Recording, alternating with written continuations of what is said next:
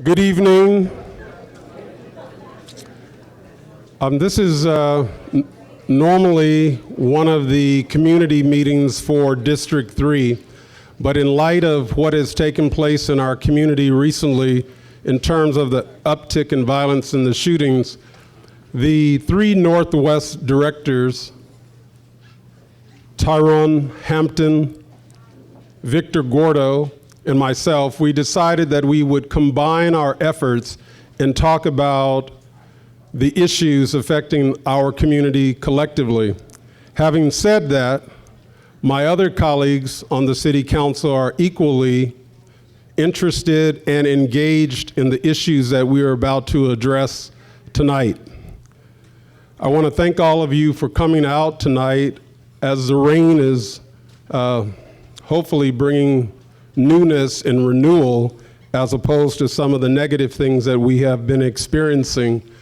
The last time some of us were together was at Villa Park, joining in with Councilmember Gordo for his community meeting addressing similar issues that we'll be addressing tonight. Councilmember Gordo is on his way and I expect him to arrive shortly. I saw Councilmember Hampton, and will you join me, Mr. Hampton? Thank you, sir.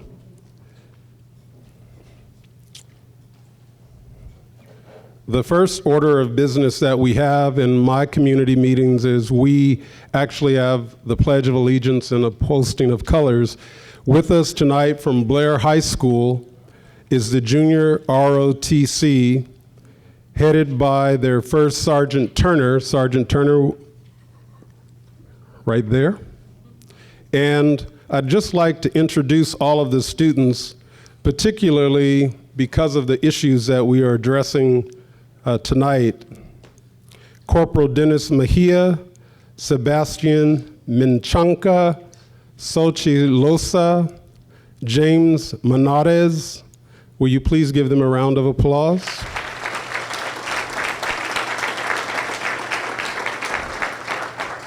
And now we will have the posting of the colors. Please stand.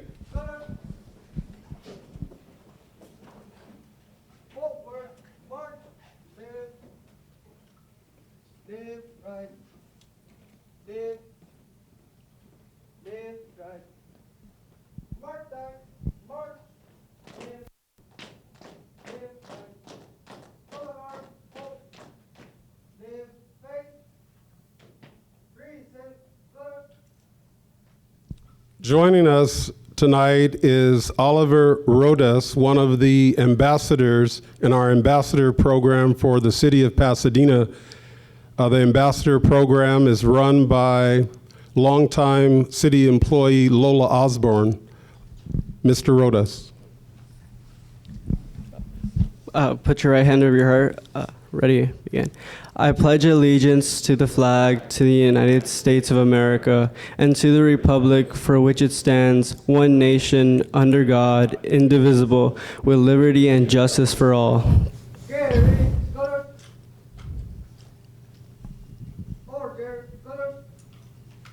Right face, forward, march.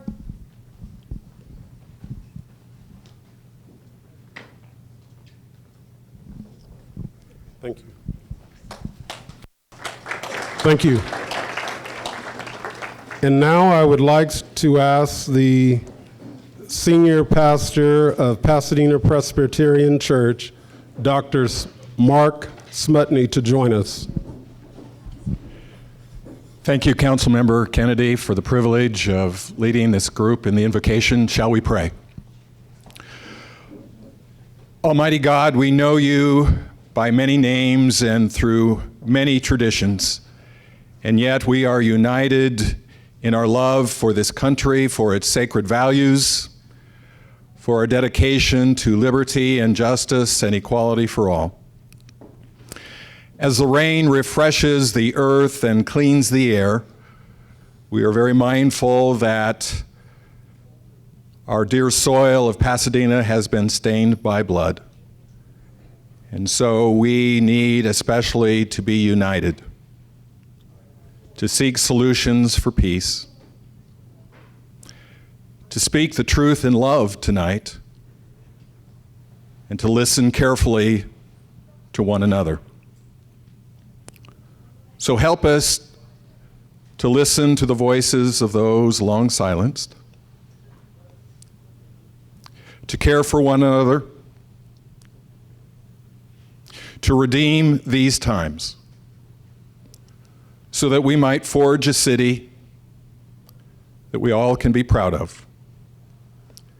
When passions are high, bring us your wisdom. When the pain is deep, bring us your redemption. Help us to be proud of what we do here tonight, so that as we walk to our homes, we will have hope and that we will feel in some way greater safety, greater pride, and that we will know your love has been with us this night. We pray in your holy name. Amen.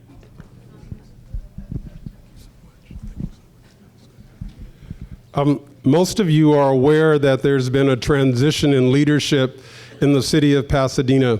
I think it's most appropriate, before we delve into the details, that we give our new acting city manager an opportunity to address you, and I mean briefly. Having said that, Steve Mermel is a longtime professional of the city of Pasadena. He's put in 27 dedicated years to this city. He was unanimously voted in as the acting city manager, and he'll have this opportunity to prove himself as he goes through the process to become the permanent city manager. Without further ado, I'd like to introduce Steve Mermel, and he'll bring brief remarks. Thank you, Councilmember Kennedy, and I'd like to thank Councilmember Hampton and the rest of the City Council for having the confidence in me to select me as the acting city manager. I've made no secret I'm interested in the permanent job. I do have long roots here in the city, working 27 years in this great community. I spend a lot of time in this building and in the building across the street. My job is to work under the policy direction of the City Council, working with our various city departments, our police department, fire, housing, and all the other departments of the city to fulfill our obligation to you to keep you safe and make this a much better and stronger community. So thank you for the honor and the privilege. Thanks.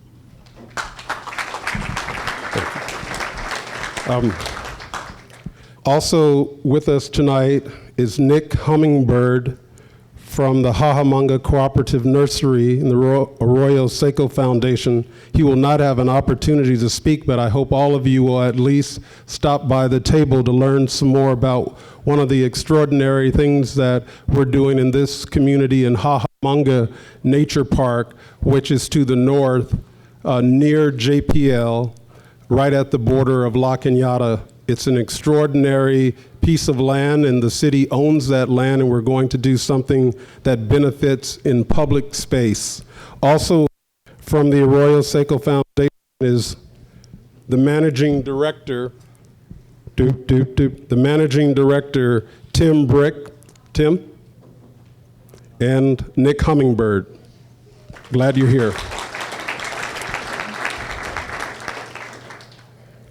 I would just briefly like to go through the whole program just in case we do not get to all of the items. You know that we really made a strong effort to have meaningful items on the agenda tonight, but the first item may take all of our time, so I just would like to briefly share what our expectations are. We'll have the police chief come up and his staff to talk to us about the recent shootings and the ongoing efforts to really deal with the issues from an enforcement side, and possibly also in terms of community involvement, how that could play a critical part in solving some of the crimes when neighbors stand up confidentially and bring information to the community, to the police department.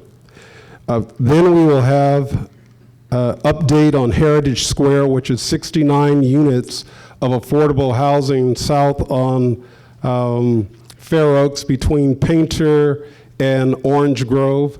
One unit is obviously dedicated to the manager, so there are actually 70 units, but 69 units are dedicated to senior housing.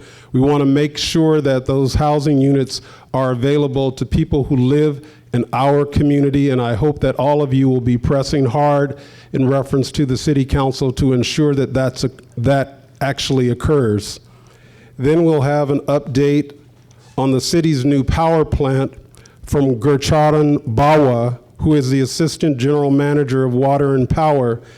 As you may know, the former city manager put in place a process where all of the senior leadership in water and power would have an opportunity to show what they can do before we would announce who is going to actually be the general manager. Having said that, there may be a national search that would include those top leaders as well. So we will welcome Gurcharan Bawa at the appropriate time, hopefully tonight. He'll take over in that position July 2016. Now I would like to ask my colleague, Tyron Hampton, to address you about some of the issues that are on his heart, and then hopefully Councilmember Victor Gordo will arrive shortly thereafter, and then we'll hear directly from our police chief. So without further ado, my newest colleague, Honorable Tyron Hampton.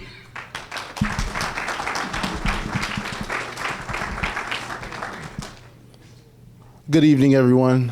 Is everyone doing good tonight? Sorry that we're here under these sad circumstance. I mean, really it is. I'd like to thank Councilmember Kennedy for inviting me to this meeting tonight, and also joining in as we both serve as members of your Public Safety Committee. And Councilmember Kennedy actually happens to be the chair, so thank you for your leadership on that. I'd also like to thank Police Chief Sanchez for being here tonight as well, and also our police, majority of our police force. I see a lot of, we in the house, we're safe here tonight, a safe place. Sometimes fires here, but I also want to give a shout out to our fire chief, Washington, who is part of the first responders. Normally for any incident throughout the city, our first responders are there on time, very quickly, and I think that they need to be acknowledged for their service.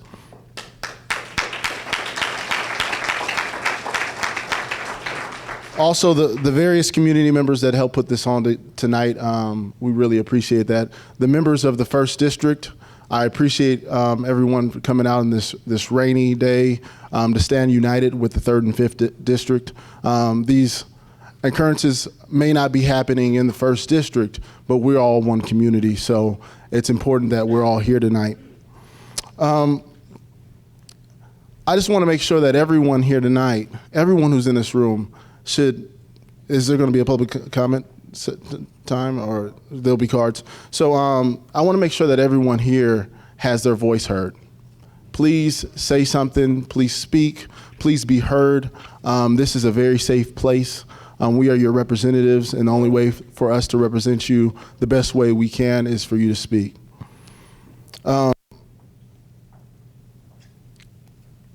Once again, it saddens me to be here for this occasion, and some of the things that have most recently been happening throughout the community. The police chief will speak more to that. It is important that everyone in this room, I've said this multiple times before, and I say it in public safety meetings, if you see something that is out of place in your community, you've lived here for a long time, you've been here, please say something. Please call.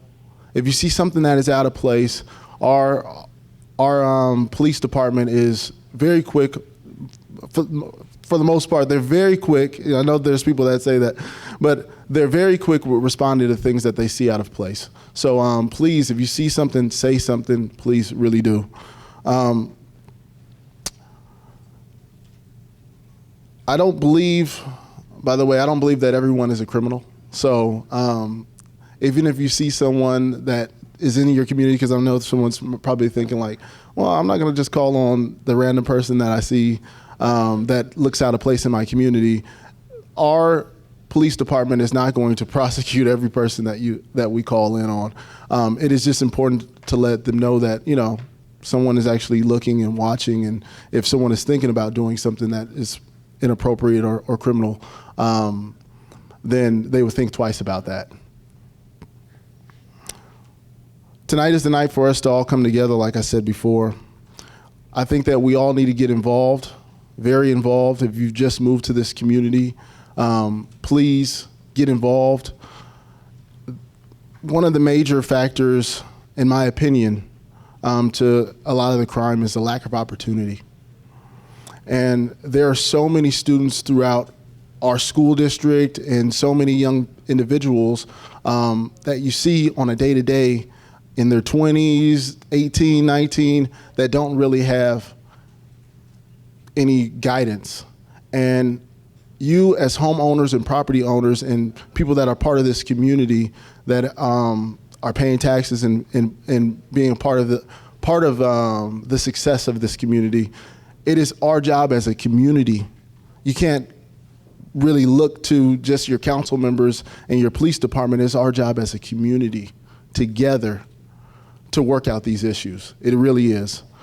So if you're retired, please get involved in our schools. There are plenty of nonprofits that you're available to get involved in. Also here at the Jackie Robinson Center, I know that there's opportunities to do volunteering. Is that correct? Okay. And please, I'm asking you to really get involved. I think that's a way to solve some of these issues now. Of course, things like this occur. I know there are people that say, this doesn't happen in my community. This happens everywhere. But if we're together as a whole community, it will happen less. It is sad that our young people, not necessarily all young, decide to resolve conflicts by using weapons that could kill, harm, or devastate a community. So it's very sad, but I think that's the lack of guidance, and all of you here tonight, you have that guidance, and that's the reason why you're here. So I just want you to know, please get involved. Please say something when you see something. Also, just say something when you see something. And I'm kind of going off these notes, but I'm like, oh, I don't really like these notes. Anyhow, I just really appreciate everybody being here tonight. And I'm going to pass it back over to Mr. Kennedy, Councilmember Kennedy. I do know that the police chief will have some questions and answers, and I have a few questions for the police chief from the emails that I've received from a lot of the neighbors in the community. But it is really important. I'm going to reiterate this multiple times for all of us to get involved. Really, it really is. Thank you. Thank you very much.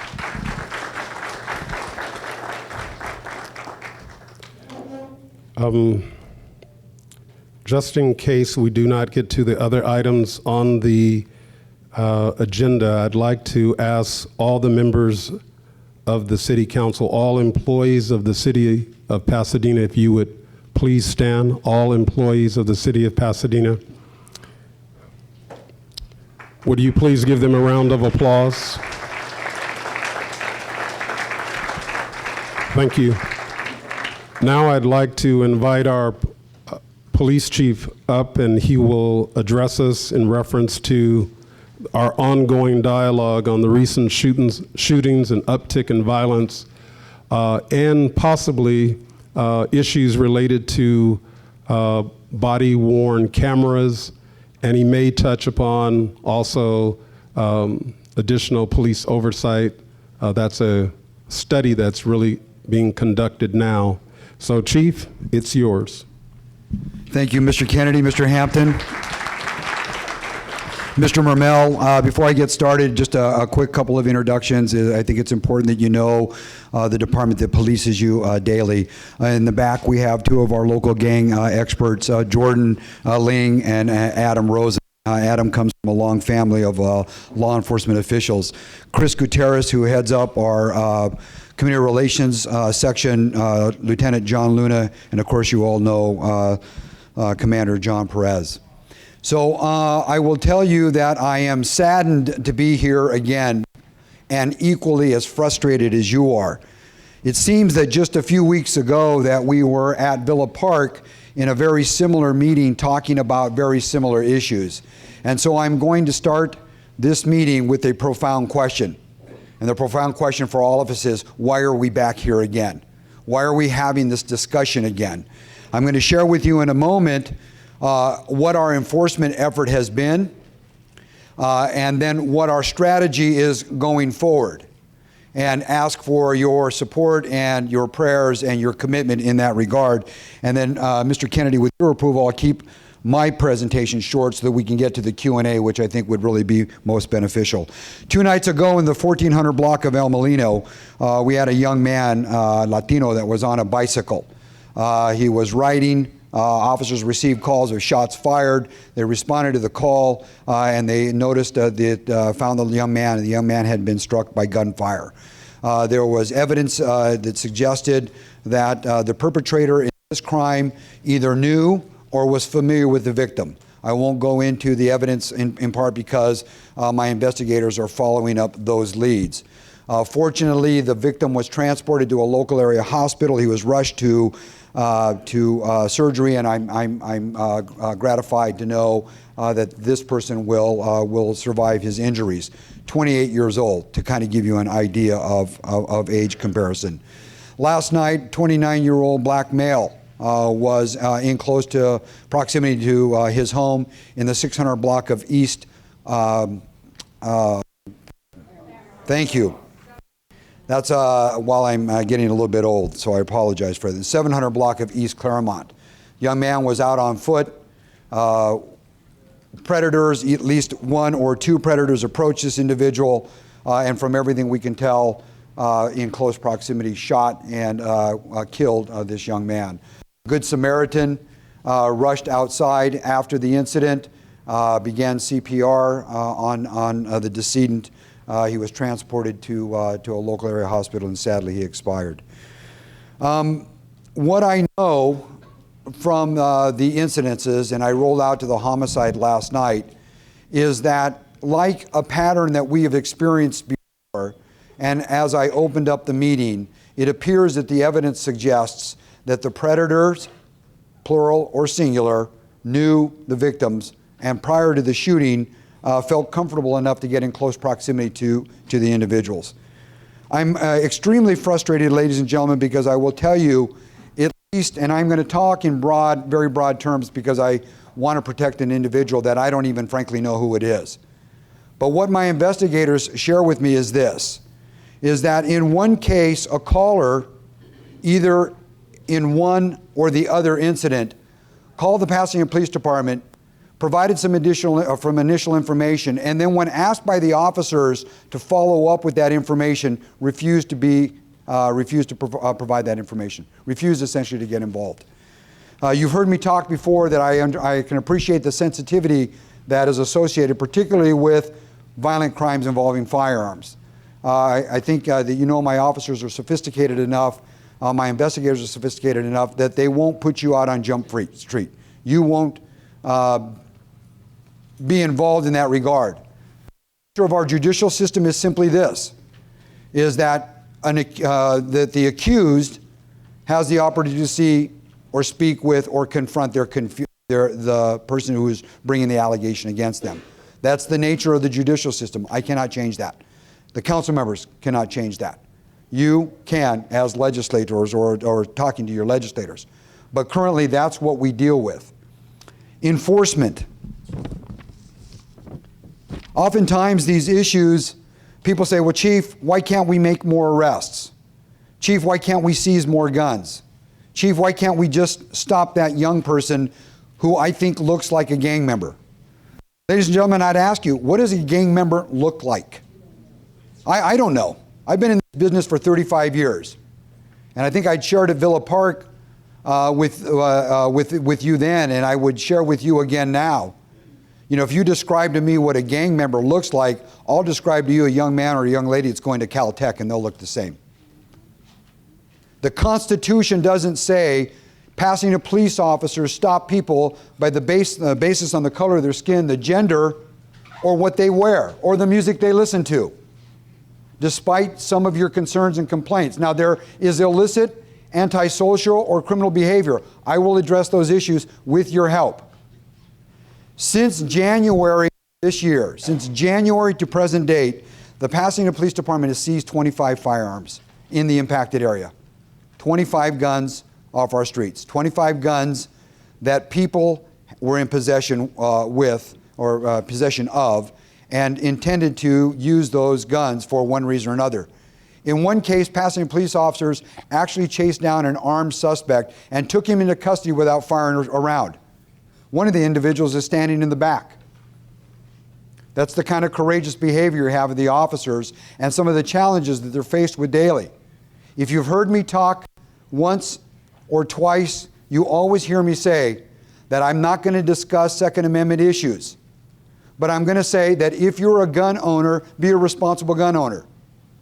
Our young people, because the vast majority of our property crimes are committed by young people, know that you don't secure your firearms. And so when they break into your home, they're not looking for your jewelry. They're not looking for anything, gold. They're looking for your computer, they're looking for your cell phone, and they're looking for your gun. Now, I know that statistically. I also know, historically, you don't make your home as secure as it could be. And I'm not putting you under the bus. I'm giving you general tones about where we are in our community. Most recently, with respect to security systems, people are starting to buy more and more security systems, and you're buying cameras with those security systems. I appreciate that. And we'd like to talk to you when an incident occurs in your neighborhood if in fact you recovered video images that we might be able to use. Thank you for offering that. I would only ask that you take it a step further. If you buy a security system, if you buy cameras that are associated with that security system, please know how to use it and please know when to set it. Now you might say, well, Chief, that sounds kind of basic to me. And I apologize. I don't mean to insult anybody's intelligence. The truth of the matter is that most of you that have those security systems with the cameras, you go out for your walk, you go to the store, you don't bother setting the alarm. If that's the case, buy a small dog. It barks a little bit louder and it'll be a little bit more of a deterrent. If you're going to have an alarm, however, and you have cameras and you don't understand the system, give me a call. I'm happy to send some of my resource officers that are under Chris's supervision. I'm happy to send them to your location so we can help you understand the system. And that if something occurs in your area, that we're able then to use the data should you allow us to use that data. And that has happened in the past, and I'm grateful for that. Along with the 25 guns that we've seized, we've made 25 arrests. Now, in some cases, multiple people were arrested with the gun. But this is since January to present date. You've heard me say, ladies and gentlemen, this is not exclusively an enforcement effort. I've conducted 60 interventions where my officers sit with at-risk youth in their homes at the invitation of the parents. Thank you for that. I appreciate the opportunity to approach this issue through a pie mentality: enforcement, intervention, and prevention. That's how I think we can get at this. My officers are doing the intervention. My officers are doing the enforcement. My officers are doing the intervention and the prevention mechanism, part to it as well. 25 arrests in less than 60 days, 25 guns in less than 60 days. Ladies and gentlemen, this is not an enforcement issue. This is not an enforcement issue. The officers will continue to do their job. They'll continue to respond to your calls for service. They'll continue to try to provide you the best possible service. But I need your help. And I know there's peril associated with that. I understand that. I understand what it's like to have to talk to an officer when you feel like you're going to be put out on notice that everybody in your neighborhood knows that you're the person that called.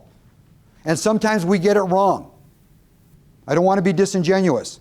Sometimes my officers make mistakes. My dispatchers make mistakes. You don't ask for contact when we knock on your door. I get that. I'm sorry. I apologize. We try to do a better job of that. Most of the time we get it right. And most of the time when we get it right, with your help, we make an arrest. As far back as Washington Park. Remember the shooting just a few months ago in Washington Park? We had 2 young black men. Some of the evidence would suggest that they were involved in illicit behavior. They were kneeling down, and the assailant walked up and shot those 2 individuals at point blank range. Fortunately, both those individuals survived. I think I know who did that crime. I can't prove it. I can't prove it because I'm missing this much in the investigation. And it's got to be a witness that understands or knows or suspects or sees something. Your little bit of information might seem minuscule to you, but it might be everything I need to put the puzzle together.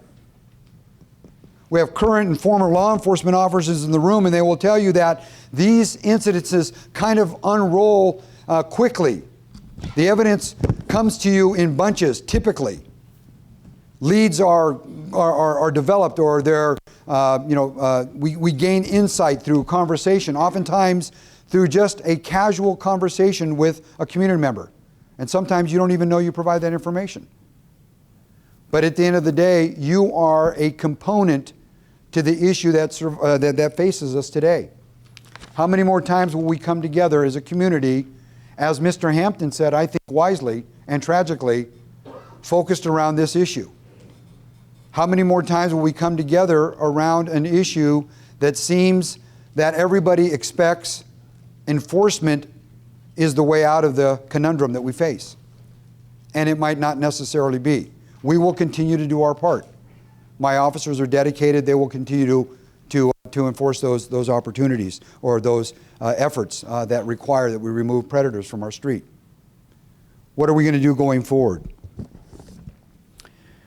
Going forward, we're going to rekindle the Violence Reduction Task Force that we had in place just a few months ago.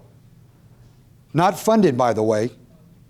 The truth of the matter is I use my current resources and current officers to put together a task force to increase footbeat patrols in La Penarosca Park, to increase foot patrols in Washington Park, to increase foot patrols and outreach efforts. Take a look at Chris, because you'll see him in your neighborhood.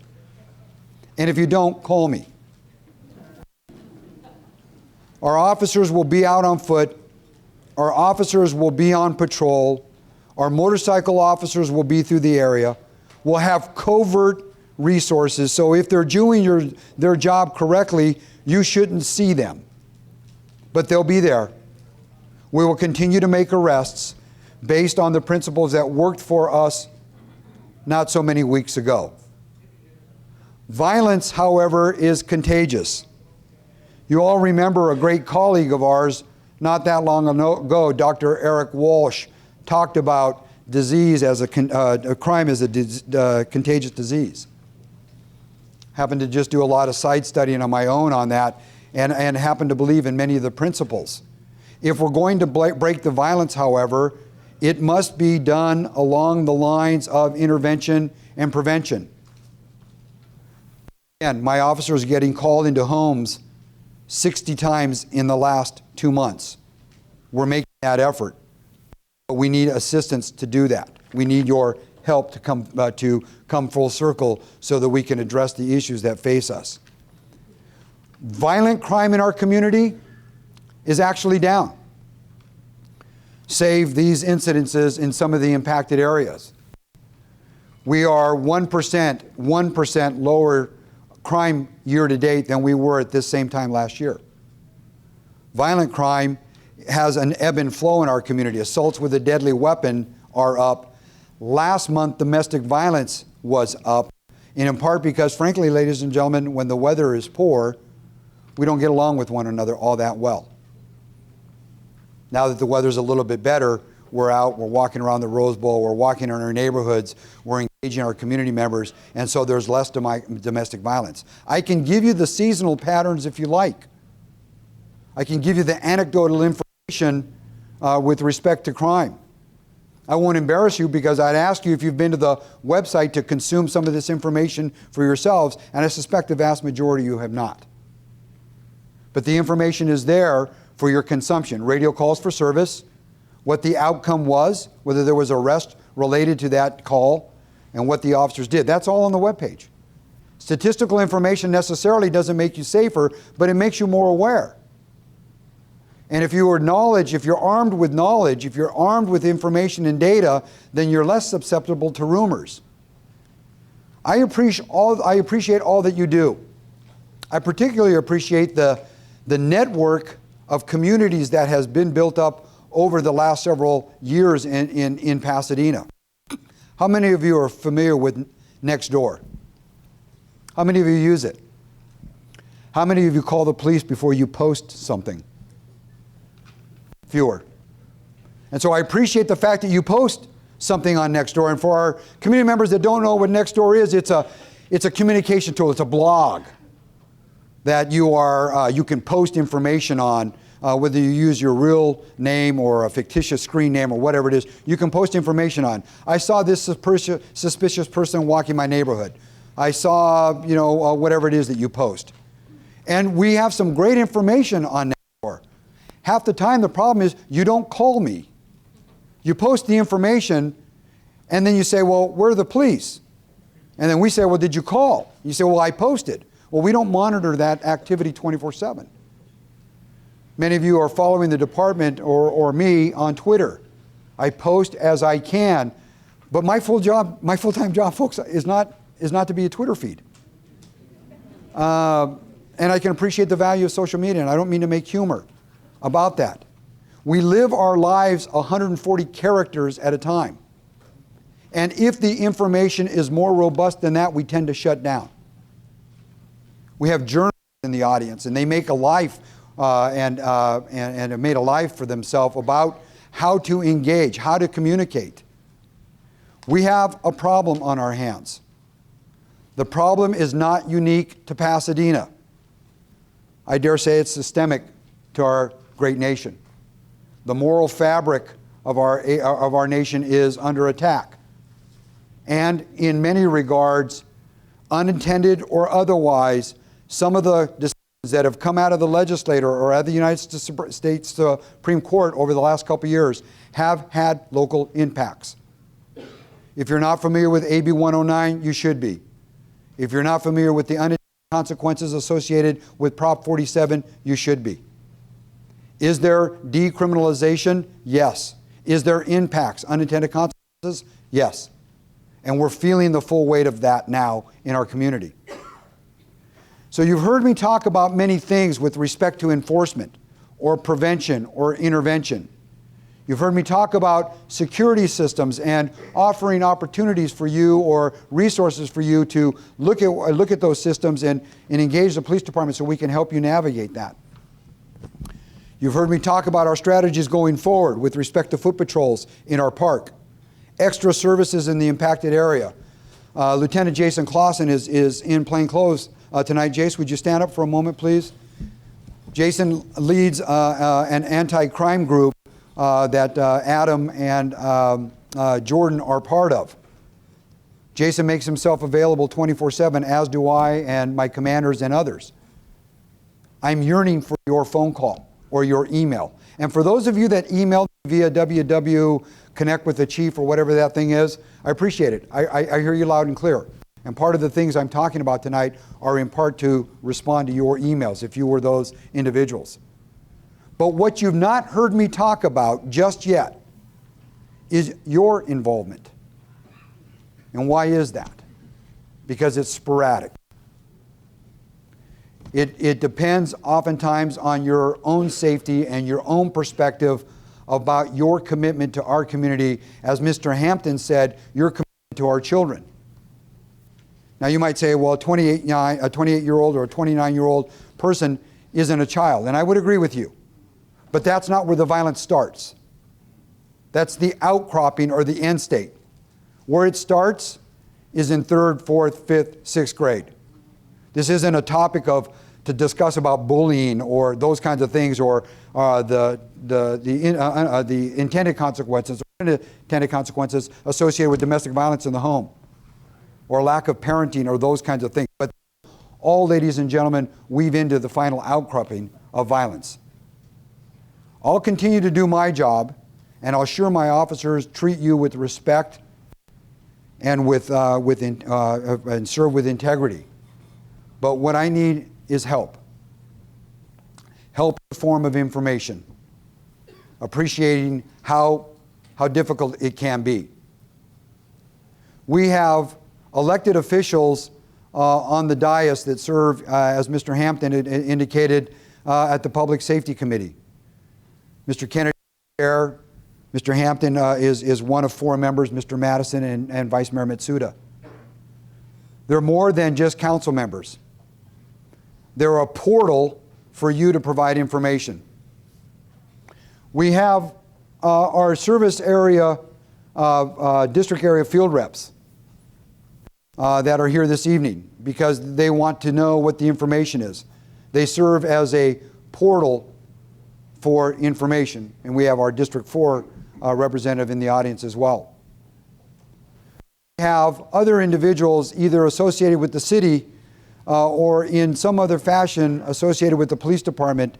And if you don't trust me or want to communicate directly with me, then I would ask you that you communicate directly with them. We have pastors that are in the audience this evening. Pastor Turrentine and others. We heard from the doctor for our vocation and prayer this evening. They are portals for communication. Each of these individuals that I've shared with you are sophisticated enough to provide information as it comes to them. I've had conversations with many people about many things, oftentimes just started by good afternoon or good evening. If you know me, you know that I'm in the community a lot. And that's for a purpose. It's to extend, to invite, to engage our community policing philosophy. Community policing is not a program. But in that effort, ladies and gentlemen, policing is not devoid of the community, and the community is not devoid of policing. So if we're going to solve this issue, then we need to come together quickly so that we can address our concerns. Thank you.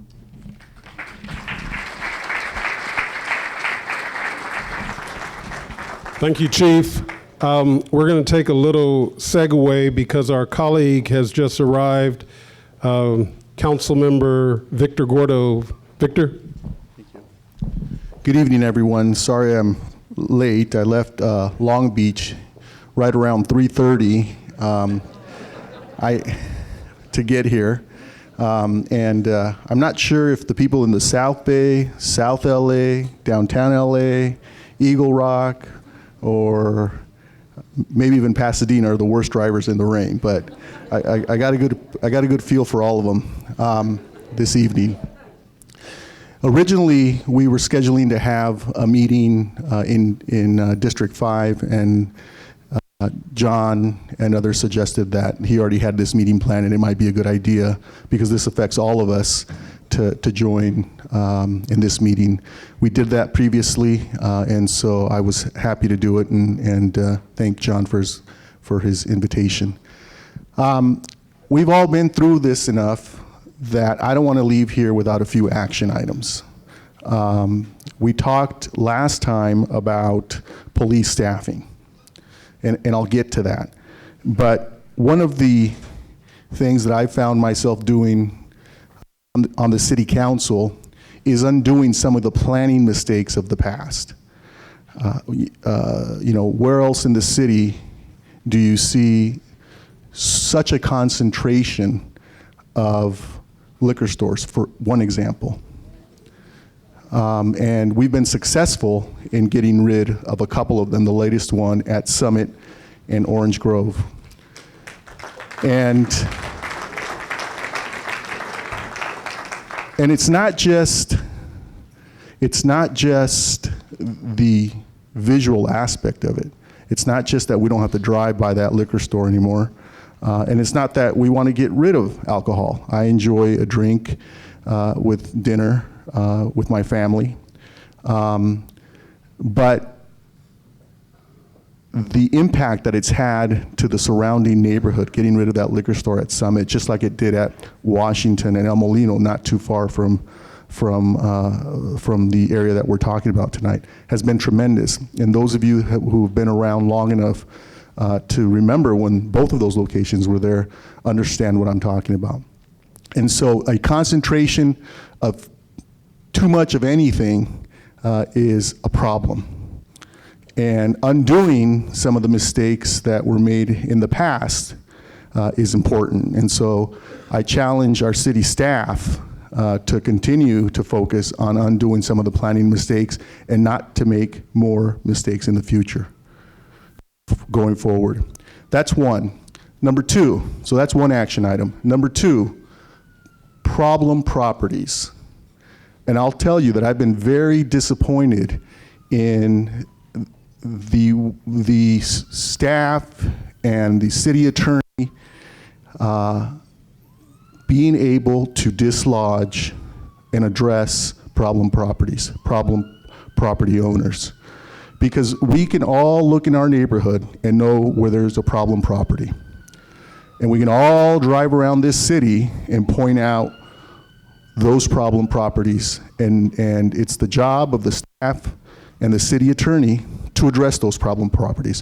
Whether it's a liquor store, whether it's a business that allows people to hang out, or they don't maintain their property properly, which, you know, if you subscribe to the broken window theory, you know the impact that it has. One broken window leads to two broken windows that leads then to people hanging out because they think nobody cares about the area.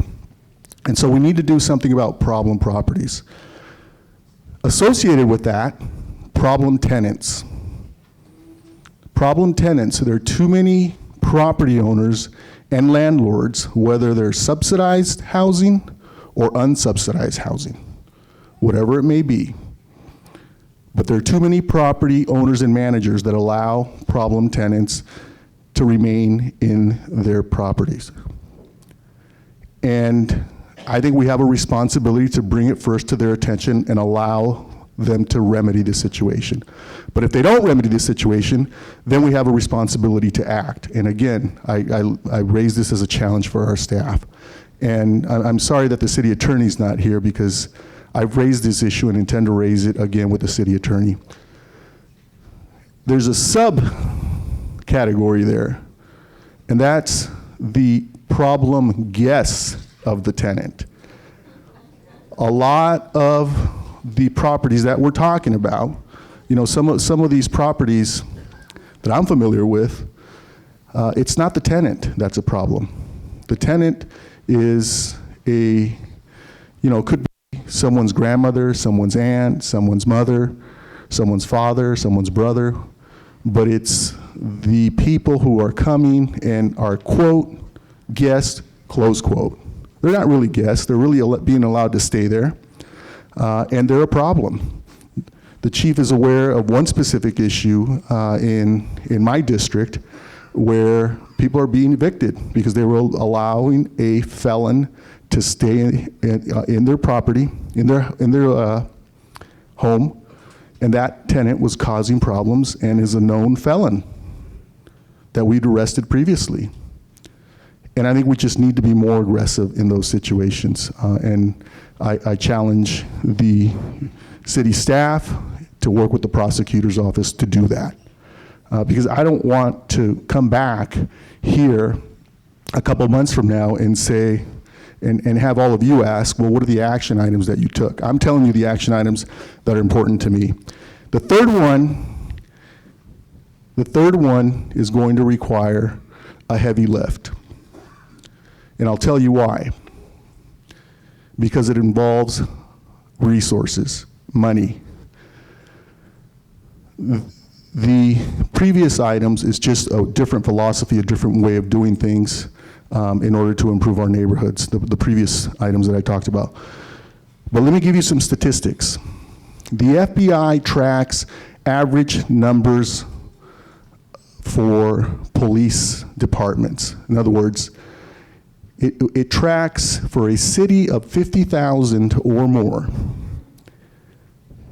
the FBI says that the average the national average for a city of 50,000 or more is 17 police officers for every 10,000 people.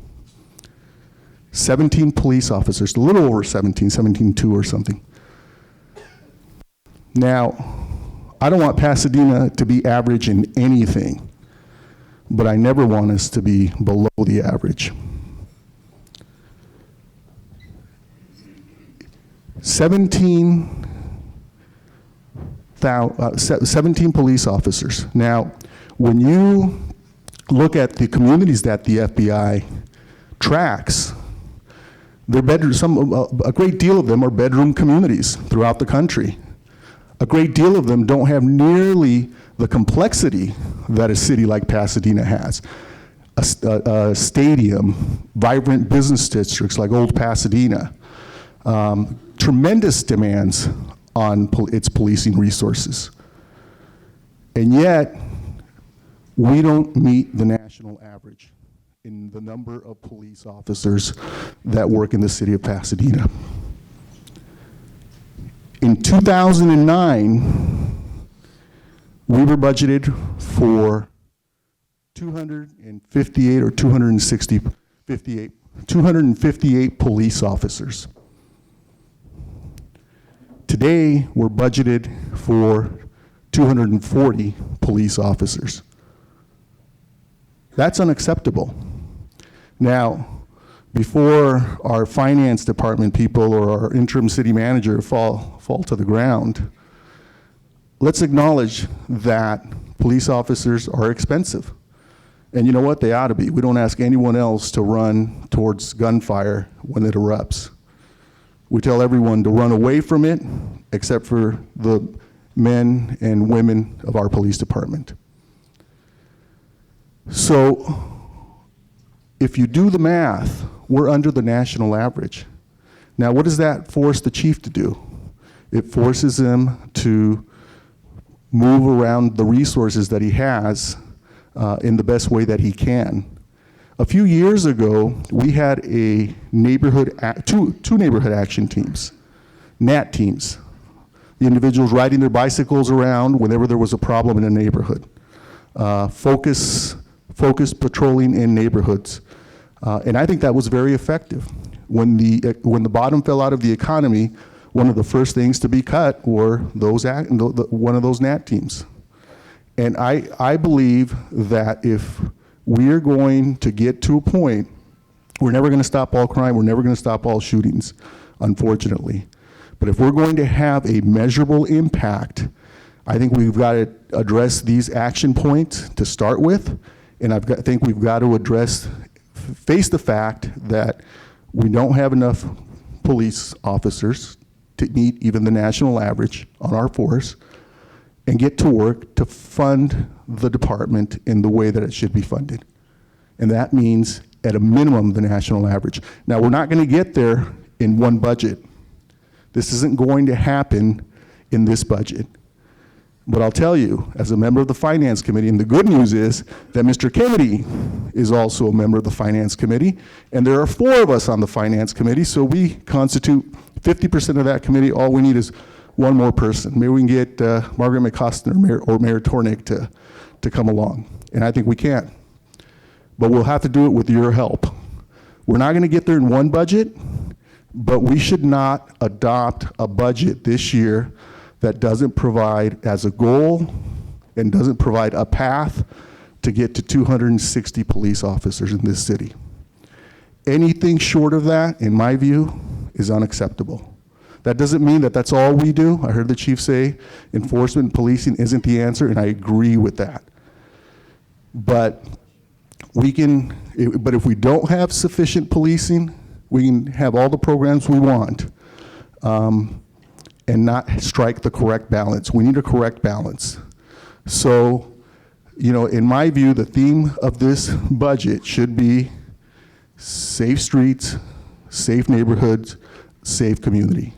And that means that the priority in this budget should be to fully staff the Pasadena Police Department at 260 officers We'll get there in a couple of budgets, but it better have a path before we adopt that budget.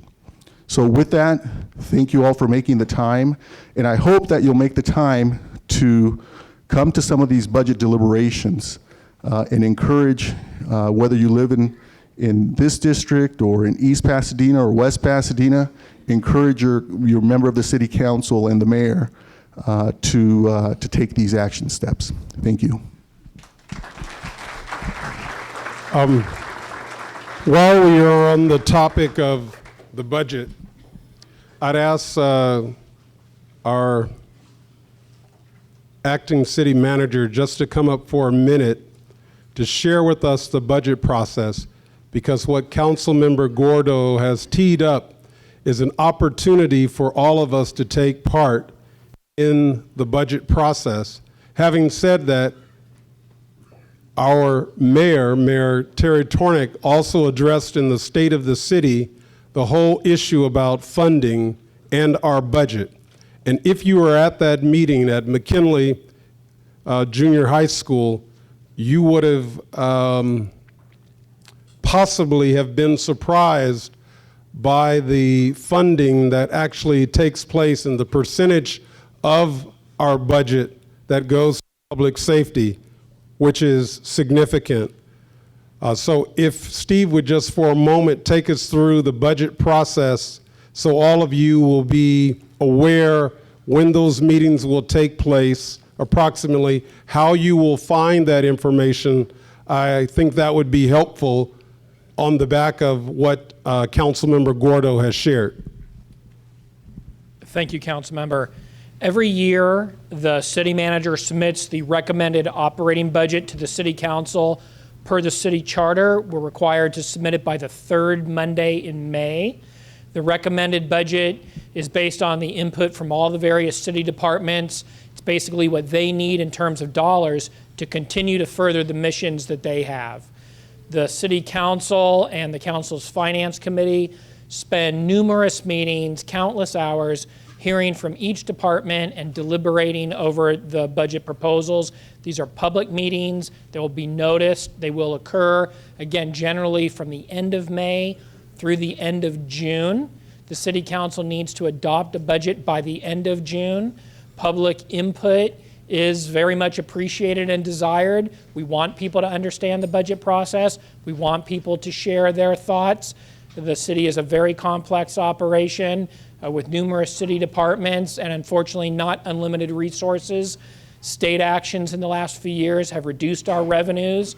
The Great Recession, we're only now recovering on the revenue side.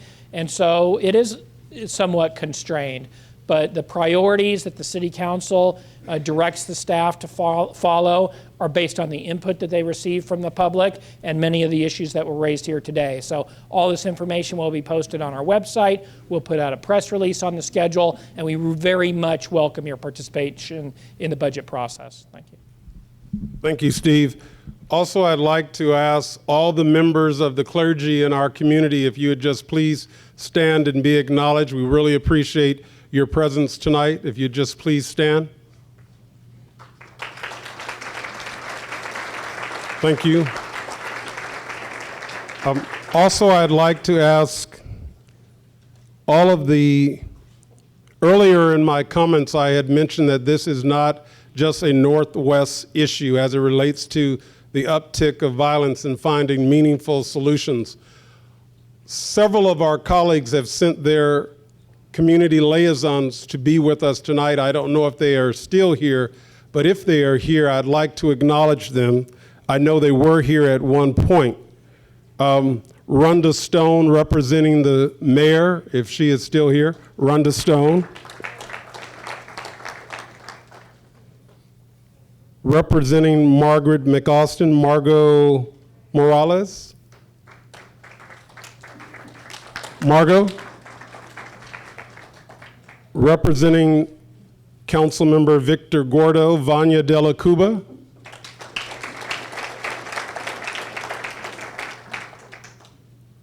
Representing our Vice Mayor, Jean Masuda, Noreen Sullivan.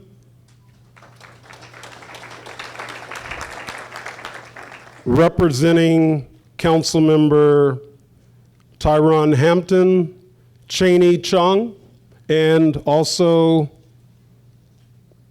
Kashawn Bell. Kashawn?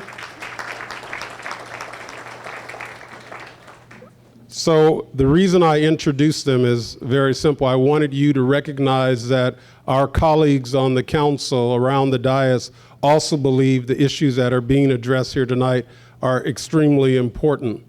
At this point, Chief, oh, excuse me, that's my district, yeah. District 3 representative, I'm District 3, Jonna West.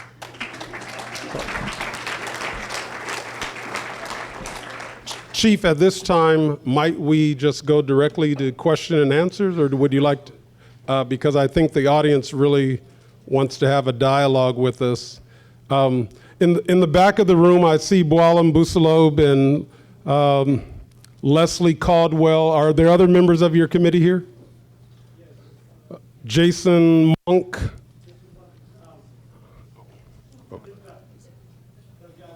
Jason Monk is here. Okay, so Hilda Delgado is also here. So those individuals headed by Bwalam Busalob from North Africa originally, they are working on finding us a sister city in Africa, just like we have sister cities in Armenia, Japan, Germany, and a whole host of other countries, including Finland, et cetera, and China. And I led a delegation representing Mayor Bogard in 2014 in that regard. So do we only have one mic? Is that how this works? Only one mic? Okay. So do we have mic 2?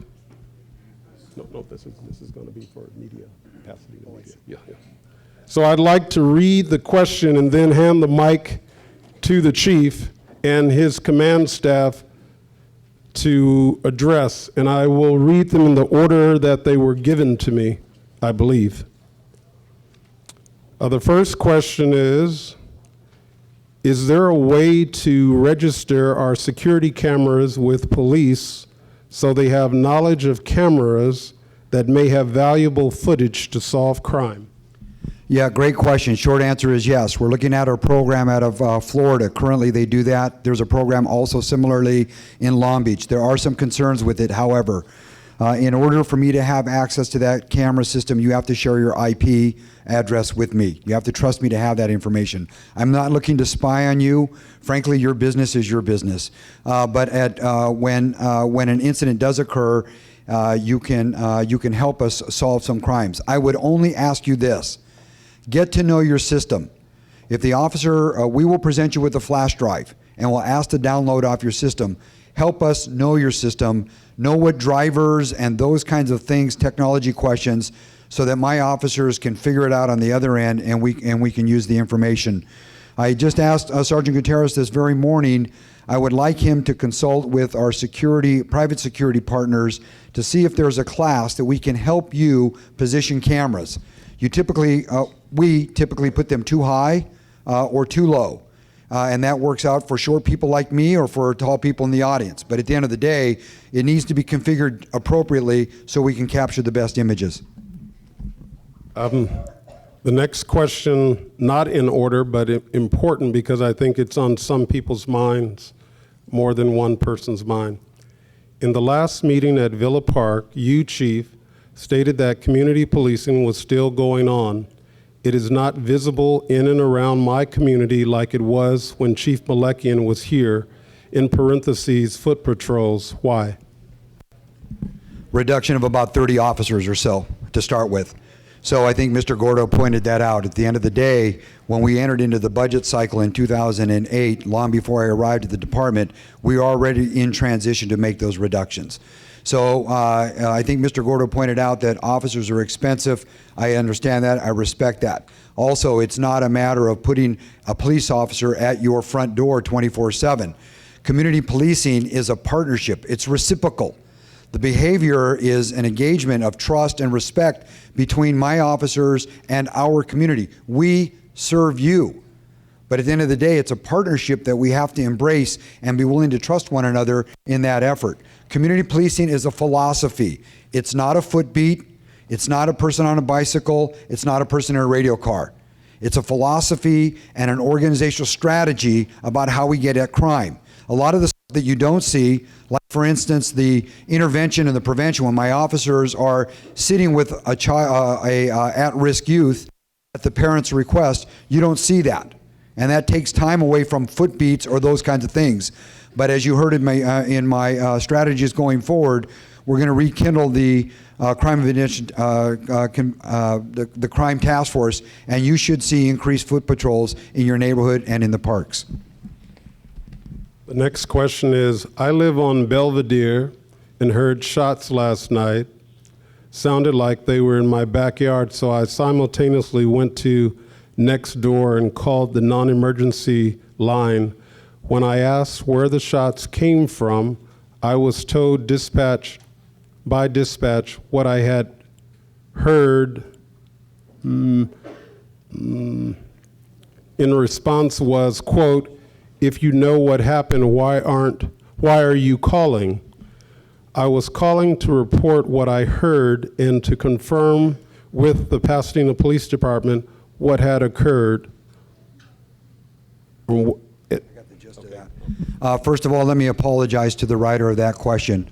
Not now, but would you also make yourself available to John Luna before the meeting's over so that I can take your information so I can follow up with a personnel investigation on that employee? I take this stuff serious.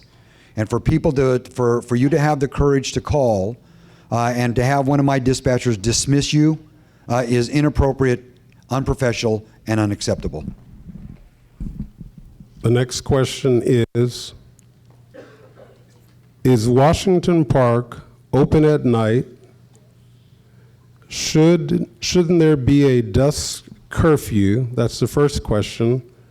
And then, as a resident near Ladera and El Molino, is a troubled street. Corner Washington and El Molino is a site of hit and run, autos northbound, intersection auto accidents, residential issues of criminal activity. How about one-way traffic only southbound from Woodbury to Washington? So the first question, Chief, is Washington Park open all night? No, it should be closed at 10 o'clock, and we're working with our new director, Horace Wumley, to ensure that lights and those kinds of things are turned off and suggest that the park is closed. We have a similar problem at Villa Park when the lights remain on and it allows people to gather and to associate that might not necessarily be there just to use the open space lawfully. With respect to the street lights and traffic flow, my staff is taking down information. We will pass that information on to Mr. Fred Dock or Public Works so that they can make that assessment. So I would again ask the person who generated that question, could you please follow with Lieutenant Luna so we know to put you in contact with Mr. Dock? Thank you, sir. I don't want the resident who gave me this particular question to think that I'm just giving short shrift, but I think the chief has already addressed it. And it says, does the city of Pasadena have a program like LA's gang reduction program, GRYD workers or community workers? I believe the chief already addressed that question. And Bill, we have MASH, right? My counterpart on the executive leadership team, Bill Hung, also facilitates a program called MASH, and we have those opportunities for our young people. And Bill, may I direct, if you have questions about this specifically, please see Bill. Raise your. Okay. If we can budget for more policers, why not? This question is, if we can budget for more police officers, why not intervention counselors within the Pasadena Police Department to work more of the prevention angle? Great question. We have intervention counselors now. We are also in a partnership with Peace Over Violence. We have Peace Over Violence advocates that are actually in our building and respond to domestic calls for service so that they can start the advocacy program and support of our victims immediately with emergency restraining orders and those kinds of things as well. We also are in great partnership with Pacific Clinics, with Pasadena Public Health, and with the Department of Mental Health, all to provide clinicians with respect to outreach so that we can ensure. One of the things that we're seeing in an uptick, though, ladies and gentlemen, is some of the issues surrounding homelessness and the mental health issues that are associated with that population. Last year, 10 of my officers were assaulted directly by individuals who were homeless that were experiencing some kind of mental health episode. So we have to navigate that as well. But that's a fair question, whoever that asked that, and we're trying to navigate the best we can. We recognize that we are in a competitive nature with many of the other municipalities in LA County who are asking for that same resource. All right. The next question. Hello. I believe the chief has already addressed this particular question, but I want the writer of the question to know that we at least have given it consideration. It says, police chief mentioned intervention. What is the city of Pasadena to work with what is Pasadena doing to work with community interventionists? Great question. We have interventionists that are in the audience currently. And I know that, in fact, this individual has reached out to the pastors and has worked with the pastors so that the pastors are more enriched and knowledgeable about their role in intervention. You may or may not know that oftentimes the pastors roll out at 2 in the morning. They do that without fanfare or without drama. We have Pastor Turning Time. We have others, Pastor Eric, that are in the audience now. You can sit down and ask them. They do a tremendous, provide a tremendous resource for us in our community. Lake Avenue is very involved in the Pasadena Outdated Parole Reintegration Program. I suspect many of you don't even know what that is. But at the end of the day, it's an opportunity for us to provide funding to the Reintegration Council under the leadership of Jaylene Mosley and Flint Ridge, so that we can find a caseworker, a program coordinator, a community outreach person. And at the end of the day, those efforts help reduce the numbers of people that are just out there twisting in the wind after they were released from incarceration. AB 109 is impacting us greatly, and I've only received 2 funding cycles from the state of California for monies associated with AB 109. I'm spending that on the 3 positions that I told you about: a program director, a caseworker, and an outreach coordinator. Orange Grove, in front of Vaughn's, between Fair Oaks and Lincoln Avenue, loitering, homeless, hangout, cars parked, and folks hitting each other. Please address what can be done for this. The homeless issue will follow up with Lieutenant Mark Goodman, who supervises the HOPE team. The HOPE team is a patrol officer that is married up with a mental health clinician, and they go out and they deal with those issues routinely. At no cost to the taxpayer, no additional cost to the taxpayer, I repurposed a police officer this year for the 3rd HOPE team. There were only 2. We've been as high as 4 prior to my arrival in the police department. But because of reductions, we weren't able to get back there as quickly as I'd like to. We're now at 3 HOPE teams, 3 police officers, 3 mental health clinicians, and they're working together. We work in concert with Bill and his community outreach team so that we can get homeless people housed as quickly as we can. Recognize that many of the people that are on the street, and Bill will probably talk about this later, are service resistant. Here's how you can help. You can help by stop buying your trip to heaven $1 at a time at the exits of the freeway. When you give money to individuals, you don't know what the money is being spent for. So I would ask that you do give to a program like Union Station or the Real Change. Bill can talk about that later on. But there are a lot of people that aren't even homeless that we give money to here in our community. Next question. In terms of problem properties, why is there not more pressure to complete the fixing up of the Washington Theater? That and the homeless across the street invite antisocial behavior. So it's not about the Washington Theater. The Washington Theater has a historical value that I won't bother boring you with this evening. Let's not fixate on the location. The issue is that if you have a business or if you have a residence that's blight or that is in poor repair, as Mr. Gordo had talked about, the city of Pasadena has a crash unit.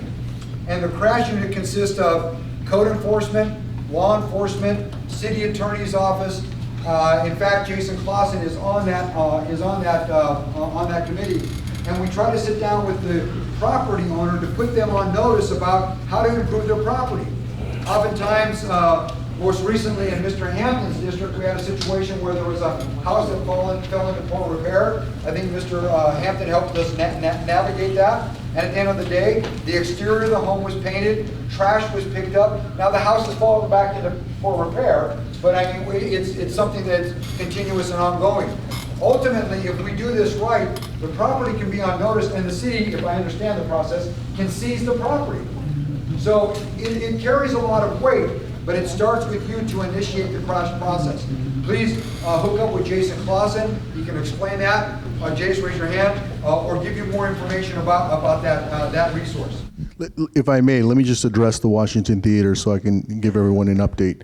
I agree that property for probably 30 or 40 years has just been a problem. And we had recent meetings with the owners of the property. When was the last meeting, Lola, Vanya? January, where I personally met with them, and they that day pulled a number of permits, and we now have them on a timeline to do some of the work. The exterior work and some of the interior work. When do they start the facade improvements? They're looking at a schedule for the I-beams to be installed in hopefully the next 3 weeks. Okay, so the I-beams will be installed in the next 3 weeks, or schedule in the next 3 weeks, and then we're also pushing them on the exterior. But there is, the chief is right, there is a point where the city can, through eminent domain, because it's a historic structure, take action, and it may come to that. This is a property that is historic.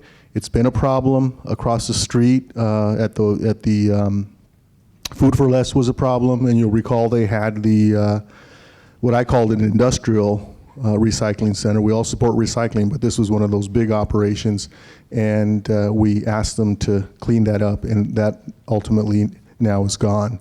But the theater is now the main focus in that neighborhood. I'd just like to make a clarifying statement to what the chief said. Yes, it is true that we cleaned up a property. We painted it. We actually cleaned up a lot of the trash around it. It started to fall back into disrepair. Me and also our assistant chief, Quells, went out to speak with the property owner, and now we're back at good standings for the past about 8 months now or so. Oh, actually, let me take that back. Past 5 months, we've been in really good standings at that residence. It had been a residence that had been known in the neighborhood as a issue property, but I mean, a property that has issues, but is now in a better place, and the neighbors are very grateful to our police and our MASH team for actually fixing that. So it is important, once again, that if you see something, say something. If you see a piece of property in your neighborhood that you feel is under disrepair, to let your city council member know, let Public Works know, or our housing department know about these issues, so that us as a city together, we could try to beautify that location. And in turns, I think that the paint job and the removal of the trash, I think it brought a different sense of ownership to that property owner, and I think she's very grateful that we were able to help her out. So I just want to make that clear that it didn't go back. It started to kind of go back and decline, but we were able to fix that. So these programs actually do work. Thank you, Mr. Hampton, and thank you, Mr. Gordo. The chief brought to my attention there is another issue that we'd like to address, and that is body-worn cameras. So there are lots of questions here, and I'd like to take, if we can, maybe 5 more questions, then have the chief up and talk about body-worn cameras, and then move the agenda forward to talk about Heritage Square, and also hopefully the update on the city's new power plant, which is equally important because, in a sense, your dollars are putting out to market to make sure that we have uninterrupted electricity in the city of Pasadena, and that's a huge investment of capital, about $60 million. So let me try to work through about 5 more questions from the audience and then bring the chief. Yes? I just have a really quick question. What are you guys doing? Maybe this isn't for you, but because obviously there's a problem with jobs in the community for younger people who might be disenfranchised. Are you willing to write your question? He came up to me, so let me just tell you. Excuse me. It would be disrespectful to all the people who followed the rules and wrote their question. Can someone please provide her a card? And I'm not being disrespectful. I don't mean to be. Okay, thank you. The next question is the importance of grades 3 and 4 and dropout rates used by the state of California to plan building of prisons. That's their statement. And then the question is, what is the impact of the Super Bowl on domestic violence?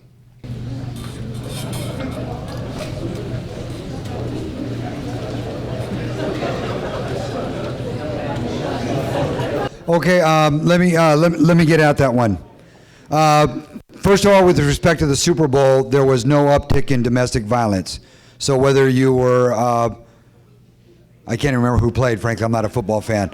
Yeah, thank you. So at the end of the day, there was no uptick in violence with respect to that. Let me talk just quickly about the belief, the perception, maybe the reality about the school-to-prison pipeline. About 3 years ago now, we entered into a new MOU with the Pasadena Unified School District. And the MOU that was help crafted by the ACLU and other community members put a clear line in the sand about, and direction, provided direction about what would be criminal and what would be administrative with respect to conduct of our children on the campuses. We are feeling the full weight of that MOU, and I believe that it's productive and working in a positive direction. Last year, under that MOU, we had a total of 17 arrests, either associated with the campus, activity on the campus, or in the immediate area. 7 of those were truancy, 2 of those were assaults, and then there was a myriad of other things. So what the MOU does is it clearly spells out for the district that if the child is acting out and it's well within the ed code and their jurisdiction and their organizational philosophy to handle it administratively, then they're allowed to do that, and the ed code supports that. I support that. It avoids criminalizing our children for things like truancy or illicit use of marijuana or those kinds of things. That's up to the district to decide. However, the ed code also clearly calls out that the schools are mandatory reporters, and that in some instances, particularly surrounded around violence, that they are required to report that information. So I think we should celebrate the fact that there are fewer arrests. There's been a 77% reduction on activity on the campuses, and I think that we got this MOU right, and so I think that's something we can celebrate. So I hope for the person that wrote the question that I've answered it. Okay. At the last meeting, Memorandum of understanding. I'm sorry. at the last meeting, quote unquote, boots on the ground process was mentioned by Mark Sutton. Has or will there be funds budgeted to jumpstart that concept again? I suspect that will rely on the wisdom and the leadership of the council. So as Mr. Mermel explained, we'll bring our kind of wish list, our strategies, our operational needs forward, and Mr. Gordo, Mr. Hampton, Mr. Kennedy, the mayor, will help us, go through that process. This is in Spanish, so I asked my colleague to assist me. There have been 3 or 4 gangs in Kings Villages, and what are we going to do to address that issue? That is a difficult situation, in part because if the gang member is embedded in the home, then we know that the person, depending on what the rental agreement or living condition might be, might not be entitled to that voucher or that privilege of living in that area. The truth is, as Mr. Gordo had said, we've been part of a process that has evicted individuals that should not be in that community. And we've moved them, they have moved to other areas, legitimately, lawfully, and within the confines of the law, and in the confines of low cost housing or HUD. It is a privilege to live in community arms. It is a privilege to live in Kings Villages. It is a privilege to have a home provided or helped with subsidization. But at the end of the day, there's a lot of really great people that live in those dwellings, and what we need to do is, with your help, figure out who doesn't belong there and why. Bill probably can speak to this, but my understanding is that the city of Pasadena has earmarked some money to help with improvements at Community Arms with respect to security and infrastructure, and we'll be able to move forward in that area. Lieutenant Jesse Carrillo is our representative in that effort. Mr. Gordo, can you please just quickly address what the chief said in Spanish and also that particular question? Bueno, para las personas que hablan español, lo que ha dicho el jefe es que sí, muchas veces hay problemas en las viviendas, incluyendo en Kings Villages. Y el problema no es tanto las personas que deben de estar allí, pero los visitantes que no deben de estar allí que causan el problema. Y junto con otros departamentos de la ciudad vamos a trabajar a desalojarlos. Did you want me to read this next one? I don't need to repeat what the chief said. So the next question is, necesitamos vecinos y cuando el vecindario cuando hay problemas y después del calmado, porque hay más droga, ventas y pandillas. We need help. It's a statement. We need help in the neighborhood, not just when there's a crisis, but the ongoing gang problem, as well as the sale of drugs in this neighborhood. And again, that goes back, in my view, to police and resources. Chief? Thank you, Mr. Gordo. I agree with the author of that statement. I agree with you. It's a constant presence in your neighborhoods. It's foot patrols, it's bike patrols, it's search warrants, it's the capturing of predators, it's the seizing of firearms. I agree, and to the best of our ability, we will continue to do that with the resources provided. Okay, These are the last two questions. I want to apologize up front for not addressing all of the questions. All of the questions that I reviewed are very good questions, and so not to lose any of the focus on solution building, I would ask the city manager to work with whoever we need to work with to put all of these questions online and that we have answers to all of the questions. If the city manager would like to come now and tell us how that will occur, I'd appreciate it. If not, we'll figure it out and get that information out to all of you. But I'd like all of the questions answered, and there's no way in this time period that we can get to all of the questions, but all of the questions deserve to be answered. Thank you, Councilmember. What we'll do is we'll collect the cards, we'll put something on the main webpage with the questions and staff responses. Thank you very much, Steve. Steve, it may be helpful to have a summation of the meeting and a link to the summation for those who couldn't be here, and then have a listing of questions that were asked and answers. Yeah, just it's right, exactly. Thank you both. And one of the last two, does the city have a volunteer police force? If not, has that been considered? Yes, we have a volunteer police force, more than 160 men and women that serve you on a day-to-day basis. Sometimes you might have seen just the white police car that's out driving around. It says police volunteer on the back. They're not to give you tickets. They do home checks. They do vacation checks. They do awareness efforts during the shopping season. They do safe shopper programs and other programs throughout the year. Last year, they donated 10,500 hours on their own with respect to reaching out. They're trained for emergency response, so that in the event of an earthquake or a natural disaster, like the 2011 windstorm, they were out making notification, those kinds of things.